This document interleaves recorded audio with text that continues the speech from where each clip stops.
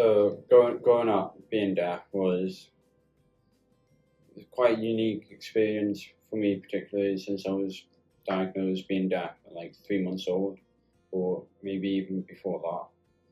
So it meant that I've been around audiology departments and hospitals for pretty much most of my life. But it's also been quite a sheltered experience for me, considering I've only just recently been part of a huge deaf football team. So before that, I hadn't really had much experience talking or being around other deaf people. But I'm starting to realise now that being deaf is more common than people actually think it is. And it's not just the people who lose their hearing as they get older, it's also people who have been through either medical cases like pneumonia or meningitis, have lost their hearing because of that, and also genetically as well. In primary especially, it felt a little bit like I was the odd one out all the time.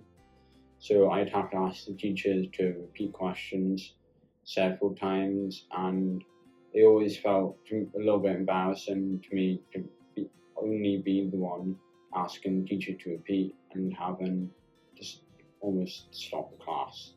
So it felt like I was disrupting the class at times. Other times though, it has been really helpful, especially through exams in comp, where it's given me 25% extra time, which is always really useful. But being deaf has also meant that in other cases where like a bit more empathy has been needed, or a bit more understanding and listening has been critical, being deaf has allowed me to really focus on that.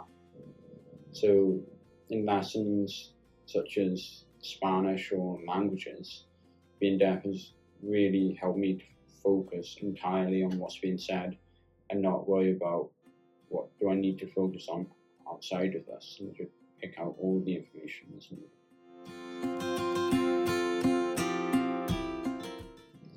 Some disadvantages of being deaf are more related, obviously, to hearing, but it also means that you don't hear tones or hear specific, like, I don't know how to explain it, but like feelings that you get from what other people are saying.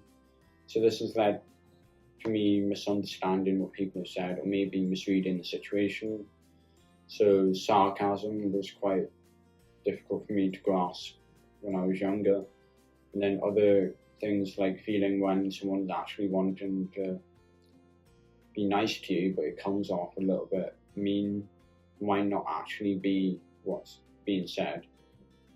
So that's one disadvantage I felt has been quite significant.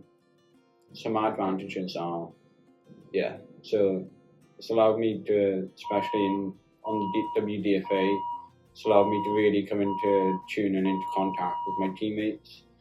But it's also useful, especially in either situations where it's too loud to talk, or where it's too quiet to want to talk, where you can actually communicate with someone without actually having to go right up into their ear and then talk.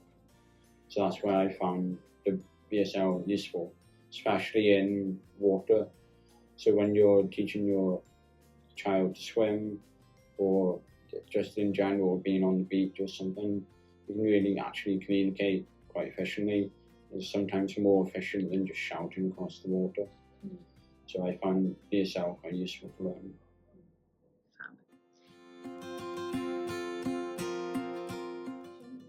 So I'm hoping to study medicine, and the whole interview process was exactly the same as everyone else's.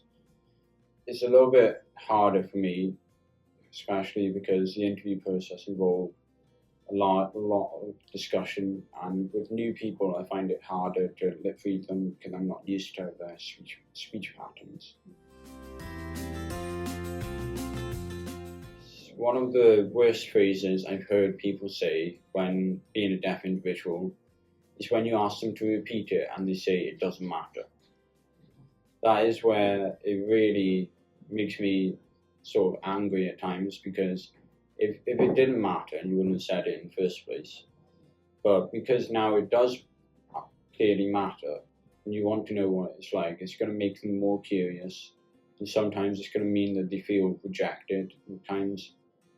So I think that that's one of the biggest misunderstandings is we're not like a hearing person where we might hear bits of everything.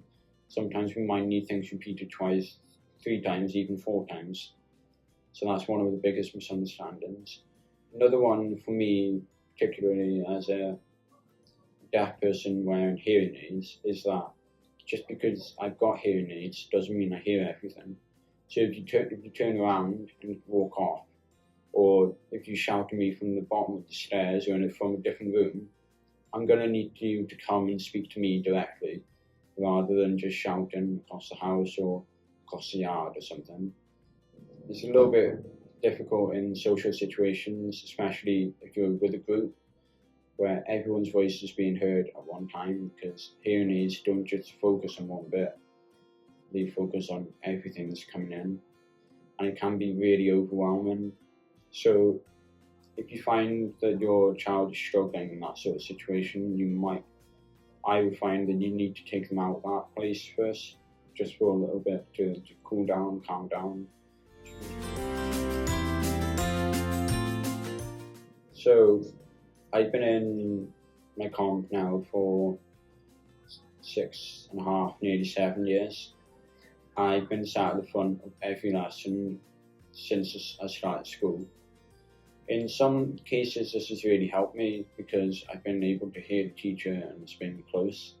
However, it does make me feel a little bit isolated, where everybody else can move around and meet different people. I'm stuck at the front all the time.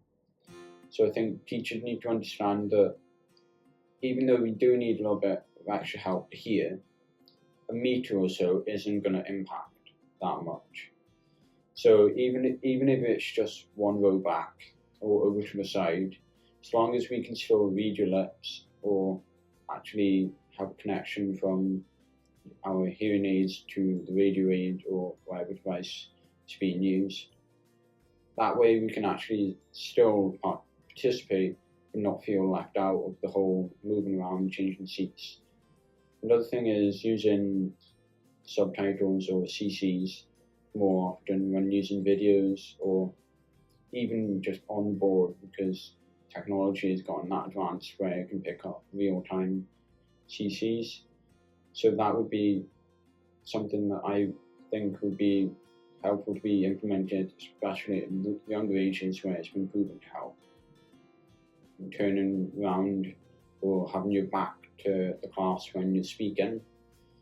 For deaf people, that's something that's going to be more tiring on us, because we're going to have to focus harder, and then we might miss a lot more information than if you wrote on the board, turned around and explained it, and then continued writing.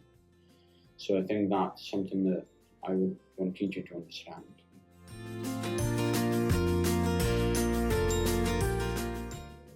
It's not the end of the world. It's just something that's going to be a new experience for both of you or whoever is there for the child. You don't need to worry too much, and you don't need to start panicking. There's plenty of resources out there to help you, and I'm sure that whichever health board you're with is going to help. I would say that start learning even baby sign language from an early age, because it does help with ESL later on, but it also does stimulate brain growth quite early. I would say to treat them as if they were hearing, so introduce them to sports early on, especially for me, where it was kind of an escape for me. It's not really much difference between a hearing child and a deaf child, other than the fact that one can hear and one can't. So if you do need help, as I said, there's plenty of resources available. Reach out. It's quite intriguing how you can convey emotion without having to actually emphasize your words or anything. It's more about your physical rather than your like how you come across when you speak. So that's quite different. I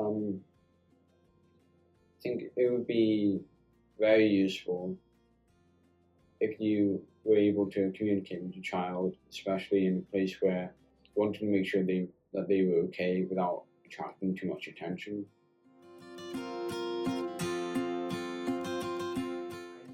So since I'm 18 now, and I've only recently started learning, it's been harder for me to take in information or remember everything, especially since speaking is my primary communication. So I think starting with your child quite early is very important if you want to make sure that they can use it fluently or to a high standard. So that was something that maybe I didn't have the resources when I was younger to be able to implement that.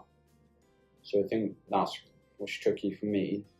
Another thing that's tricky is trying to convey emotion through facial expressions because I don't want to attract too much attention to myself or divert it away from other things. So I would say you should go for it. It's really useful, especially if you know it to a high standard. And it can really open doors for you in any profession, especially in like if you want to go into healthcare or into communications. It's going to be so much more useful, and for younger children, it's going to really inspire them that it's not the end of the world, and there are other people who are going through a similar thing.